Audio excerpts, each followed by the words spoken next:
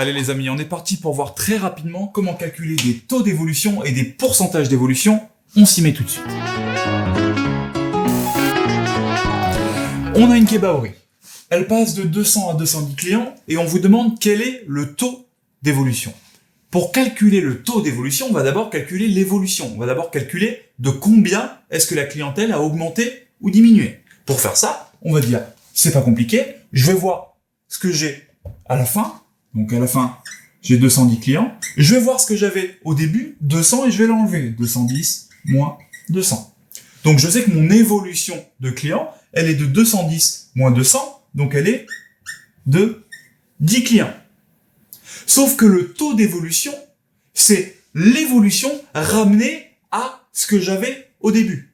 Autrement dit, quelle a été mon évolution par rapport à ce que j'avais au début. Ce par rapport à ce que j'avais au début, ça va être traduit par une division par le nombre que j'avais au début. Donc, j'ai augmenté de 210 moins 200 par rapport à ce que j'avais au début, c'est-à-dire 200. Donc, ça me fait 10 sur 200. Je peux simplifier le 0 qui est ici. 1 sur 20, 0,05. Bim, j'ai mon taux d'évolution.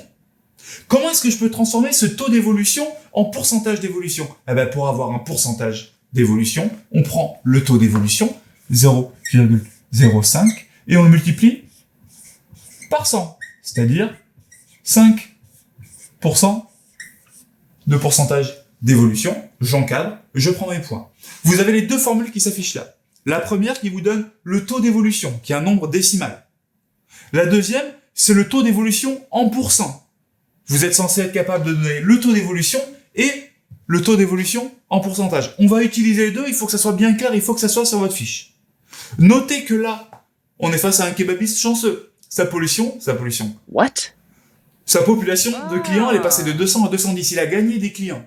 S'il avait perdu des clients, autrement dit, si la population, elle avait diminué, ce nombre-là, il serait plus petit que celui-là. Donc, au lieu d'avoir un nombre positif, 10, j'aurais pu avoir, par exemple, moins 10. Donc, on peut avoir un taux d'évolution qui est négatif. Il n'y a aucun problème là-dessus. Et du coup, un pourcentage d'évolution qui est négatif. On peut gagner 5% de clients comme on peut perdre 5% de clients. On vous a mis des petits exercices pour calculer ça. Il faut que ça soit solide parce que ça va nous servir pour calculer les coefficients multiplicateurs. Donc, cette histoire de taux d'évolution qui se note T, il faut que ça soit extrêmement costaud. On vous a mis des petits exercices en dessous. Entraînez-vous, devenez des machines. À vous de jouer.